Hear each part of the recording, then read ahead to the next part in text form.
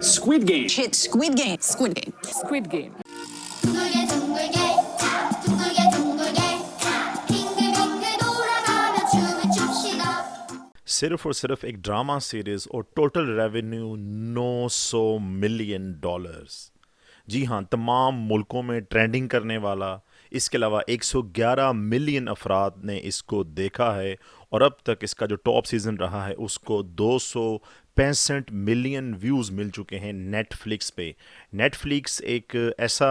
Platform है जो कि फ्री नहीं है यूट्यूब की तरह, और वहाँ पे 265 मिलियन व्यूज़ जनरेट कर लेना सिर्फ 9 एपिसोड्स के साथ ही सीज़न 1 के लिए किसी भी ड्रामा या फिर सीरीज़ के लिए एक ख्वाब हो सकता है। जी हाँ जनाब, मैं बात कर रहा हूँ स्क्विड गेम की। स्क्विड गेम एक बहुत मशहूर और फेमस सीरीज़ है नेटफ्लिक्स की, जो कि पहली दफ़ा सितंबर 2021 में सीज़न 1 के हवाले से रिलीज़ की गई। उस वक़्त इसमें टोटल 9 एपिसोड्स रखे गए थे। पहले सीज़न में अपनी रिलीज़ के साथ ही 28 दिन को अंदर ये पूरी दुनिया में ट्रेंड कर रही थी। हवांग डोंग ह्यूक जो कि इसके राइटर और डायरेक्टर हैं, उन्होंने कभी सोचा भी नहीं होगा कि उनकी सीरीज़ इतना ज़्यादा चार्ट्स में ऊपर चली जाएगी, और वो भी नेटफ्लिक्स पे नॉन इंग्लिश सीरीज़ के हवाले से।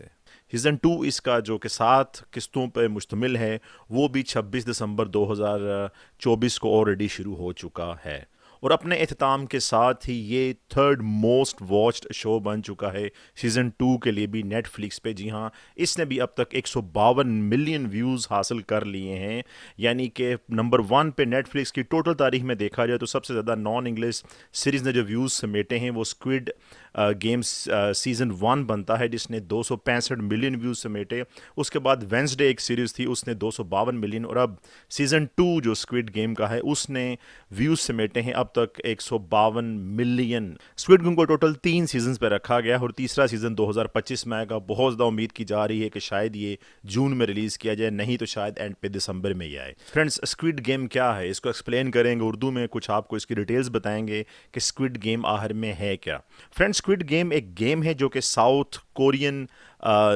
माहौल को आपके सामने ला के रखती है कि कैसे एक फ़र्ज़ी एक फ़िक्शन बेस्ड गेम को इस कदर ख़तरनाक तौर पे शो किया गया है कि पूरी दुनिया में लोगों ने इसे बहुत ज़्यादा बड़ी तादाद में देखा, और इसके जो एक्टर्स थे उनको सपोर्टिंग एक्टर रोल्स में इवन ग्लोबल अवार्ड से भी नवाजा गया। स्क्विड गेम मुश्तमिल होती है एक ऐसी गेम में जिसमें मकरूज़ लोगों को एक ख़ास जगह पे शहरी इलाके से दूर लेके जाया जाता है, वहाँ पे उन्हें डिफरेंट ग्रुप्स में बांटा जाता है, उनको एक वर्दी दी जाती है पहनने के लिए जिसका कलर ग्रीन होता है, और उसके साथ ही उनको कैदियों की तरह जैसे जेल में होता है एक नंबर अलॉट किया जाता है। इसके अलावा वहाँ पे इन्हीं सब अफराद पे नज़र रखने के लिए गार्ड्स रखे जाते हैं जो कि चेहरे पे मास्क पहनते हैं, और उसके अलावा उनका जो यूनिफॉर्म होता है वो पिंक होता है। इसी तरह एक फ्रंट मैन भी रखा जाता है जो काले रंग का लिबास पहनता है, और वही डिसाइड करता है आगे क्या होने वाला है। इस गेम में ये असूल रखा जाता है कि जो भी गेम खेली जाएगी उस पे एंड पे कुछ अफराद जो कि हार जाएंगे गेम, उनको मरना पड़ेगा, उनको कत्ल कर दिया जाता है, और जीतने वाले अफराद आगे नेक्स्ट राउंड में अगली गेम्स के लिए चले जाते हैं। इसके अलावा जब गेम्स नहीं भी होती तो इनको ग्रुप्स वाइज मुख्तलिफ ग्रुप्स में रखा जाता है, और तब भी इनको डिफरेंट मुख्तलिफ तरह की आजमाइशें दी जाती हैं, जैसे कम खाना देना, कम पानी देना और सहूलियात का फुकदान। ये चीज़ें इस गेम को मज़ीद वहशत ज़्यादा बनाती हैं। फ्रेंड्स, इस गेम के पहले सीज़न को जी हूँ ने जीता था, और उसके बावजूद उनको सेकंड सीज़न में भी लाया गया है, और स्टार्ट में दिखाया गया है कि वो जानबूझ के सेकंड सीज़न में भी आए हैं ताकि वो अपने साथियों को कत्ल का बदला ले सकें और इस खूनी खेल को बंद कर सकें। बहुत से लोग ये कहते हैं कि ये स्क्विड गेम जो है एक रियल बेस्ड स्टोरी है जिसकी निस्बत 1980 की दहाई और 1988 से भी मिलती है। कुछ लोग ये कहते हैं चूँकि ऐलान हुआ था 1978 में ओलंपिक्स का कि वो साउथ कोरिया में होंगी, तो इसकी गवर्नमेंट नहीं चाहती थी कि उस वक्त जो कोरिया के हालात थे, यानी इस रोडों पर बिल्कुल गरीब अफराद, गंद और इसके अलावा ऑर्फन्स की बड़ी तादाद, और वो नहीं चाहती थी कि दुनिया में इसका गलत इमेज जाए। उसके लिए इसने एक प्लान बनाया कि किस तरह से इन ऑर्फन्स को, इन गरीब लोगों को इकट्ठा किया जाए, एक बाहर के एरिए में लेके जाया जाए जो कि सिटी से दूर हो, और वहाँ पे उनको रख के किसी तरीके से बहाने से रखा जाए, और उनको यही लालच दे के वहाँ पे ले जाया गया कि आपको गेम्स खिलवाए जाएंगे, आपको रखा जाएगा, لیکن جب انہیں وہاں پہ لے کے جایا گیا شہر کے باہر والے ایریا، تو وہاں پہ ان سے زبردستی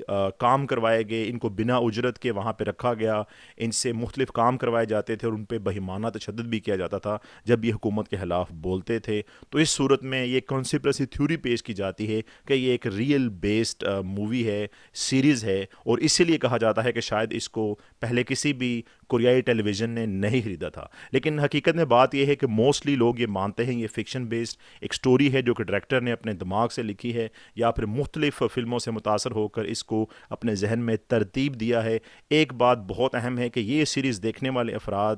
صرف اسے نیٹ فلکس پہ ہی دیکھ سکتے ہیں، چونکہ جس قدر بہیمانہ تشدد، قتل اور اس کے علاوہ اسٹرانگ لینگویج جس میں گالیاں نکالنا، بہت زیادہ گندے الفاظ کا استعمال کرنا، یہ ایک نیٹ فلکس پہ ہی چلنے والا شو ہو سکتا ہے۔ عام ٹی وی پہ اس کا چلنا بہت زیادہ مشکل تھا، کیونکہ اس کو دیکھنے والے افراد آہستہ آہستہ شاید اس بات کو بھول ہی جاتے ہیں کہ قتل ایک کتنا گناونا جرم ہے، اور اپنے آپ کو صحیح ثابت کرنے کے لیے، ایک گیم کو جیتنے کے لیے، ایک میچ کو جیتنے کے لیے دوسرے فرد کو مار دینا، اس کا قتل کر دینا کتنا آسان دکھایا گیا ہے یہ شو میں۔ جب آہستہ آہستہ آپ اس شو کو آپ دیکھتے ہیں تو آپ کے ذہن میں قتل، گالی گلوچ، دھوکہ دینا، فراڈ کرنا، دوسرے کو نیچا دکھانا ایک نارمل سی چیز بنتا جاتا ہے۔ اور اسی گیم کے دوران جب اکثر اوقات کچھ گیمز کے بعد موقع دیا جاتا ہے لوگوں کو وہ باہر جا سکیں، گیم کو ترک کر سکیں، تو وہ باہر کے اپنی لائف کی مشکل تجربات کو سوچتے ہوئے یہ فیصلہ کرتے ہیں کہ وہ گیم کے اندر ہی رہیں گے، جو کہ آلریڈی وہ بہت مشکل زندگی باہر گزار چکے ہیں، تو اب اندر رہنے سے ہی فائدہ ہو سکتا ہے۔ اگر گیم جیتی جا سکے تو باہر جا کے اپنا قرض اتارا جا سکے گا اور اچھی لائف گزاری جا سکے گی۔ یہ سیریز ایک طرح سے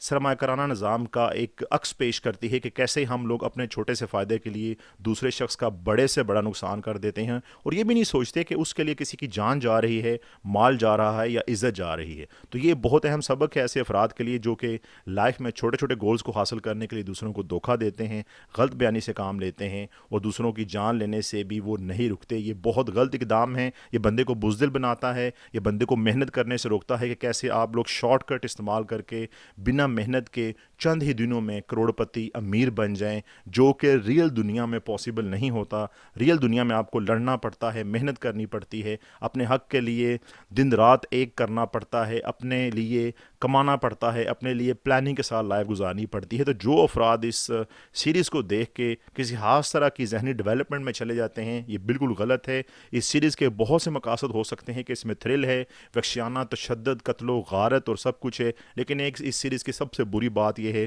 کہ لوگوں کو یہ سہل اندازی اور بالکل اپنے حق کے لیے نہ لڑنا بلکہ شارٹ کٹس استعمال کرنا، اور اس کے علاوہ سیریز کے اینڈ پہ یہ بھی دکھایا جاتا ہے کہ کیسے کچھ افراد امریکہ میں بیٹھے اس تمام کھیل کو چلا رہے ہوتے ہیں، وہ ارب پتی ہوتے ہیں، اور وہ صرف اپنی تفریح کے لیے ان لوگوں کو بطور مہرہ استعمال کرتے ہیں، اور ان کو ذرا خوف یا ڈر بھی نہیں ہوتا کہ یہ لوگ قتل ہو رہے ہیں یا مارے جا رہے ہیں۔ تو دو معاشرے کے رخ ہیں کہ کیسے عام شخص اپنے لیے ایسے فیصلے کر سکتا ہے جو کہ نارمل حالات میں وہ نہیں سوچتا، اور دوسری طرف ایسے عمرا، ایسے امیر اشخاص جو کہ صرف اپنی تفریح کے لیے لوگوں کو قتل کروانا بھی جائز سمجھتے ہیں۔